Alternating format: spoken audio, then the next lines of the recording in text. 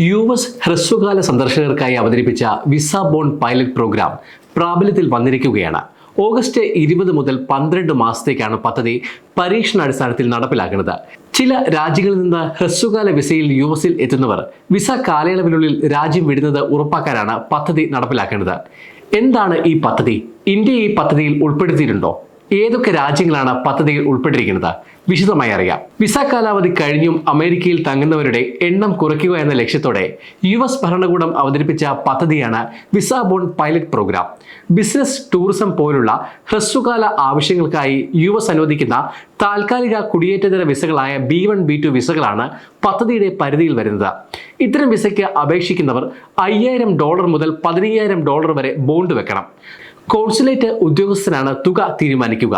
Visa അനുവദിക്കുന്നതിന് മുൻപ് അപേക്ഷകർ ഡിപ്പാർട്ട്മെന്റ് ഓഫ് ഹോംലാൻഡ് സെക്യൂരിറ്റിയുടെ I-352 ഫോം പൂരിപ്പിച്ച് ബോണ്ട് വ്യവസ്ഥകൾ അംഗീകരിക്കണം. തുടർന്ന് യു.എസ്. ട്രഷറിയുടെ ഓൺലൈൻ പ്ലാറ്റ്ഫോമായ pay.gov വഴി പണം അടയ്ക്കണം.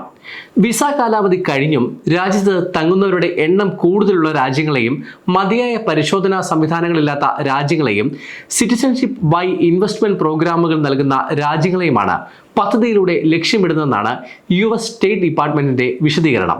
ഇന്ത്യ ഈ പട്ടികയിൽ ഉൾപ്പെട്ടിട്ടുണ്ടോ? ഇല്ല. നിലവിൽ മലാവി, സാംബിയ എന്നീ രാജ്യങ്ങളെയാണ് ഈ പദ്ധതിയിൽ ഉൾപ്പെടുത്തിയിരിക്കുന്നത്.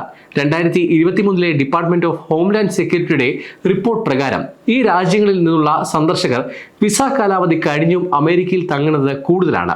2023 മലാവിയുടെ B1, B2 വിസക്കാരുടെ ഓവർസ്റ്റേ നിരക്ക് കരമാർഗം വരുന്നവരുടേത് 14.32%, വിമാനം കടൽമാർഗം വരുന്നവരുടേത് 4.17%.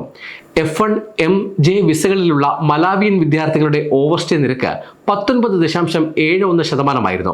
സാംബിയയുടെ ഹ്രസ്വകാല സന്ദർശകരുടെ ഓവർസ്റ്റേ നിരക്ക് 10% കൂടുതലാണ്.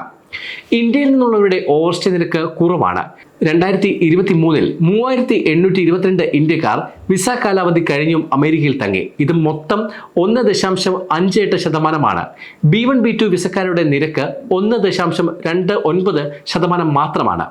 അതേസമയം വിസയുടെ നിബന്ധനകൾ പാലിച്ചാൽ ബോണ്ട് തുക പൂർണ്ണമായി തിരികെ ലഭിക്കും.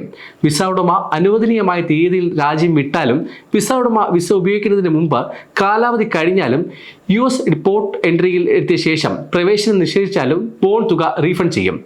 വിസ ബോണ്ട് പൈലറ്റ് പ്രോഗ്രാം നടപ്പിലാക്കുന്നതിലൂടെ വിസ ചട്ടങ്ങൾ ലംഘിക്കുന്നവരെ നിയന്ത്രിക്കാൻ സാധിക്കുമെന്നാണ് വിലയിരുത്തൽ.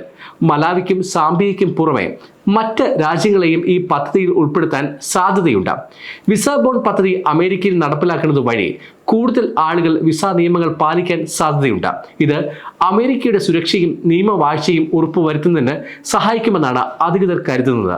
സമയം മലയാളം വാർത്തകൾ ഇനി ടൈംസ് ഓഫ് ഇന്ത്യ സൂപ്പർ ആപ്പിലും. ഇതിനായി പ്ലേ സ്റ്റോറിൽ നിന്നോ ആപ്പ് സ്റ്റോറിൽ നിന്നോ times of India app install ചെയ്യൂ. മലയാളം ഭാഷ തിരഞ്ഞെടുക്കൂ. വാർത്തകൾ ആസ്വദിക്കാം. എല്ലാം ഇനി സമയത്തിൽ.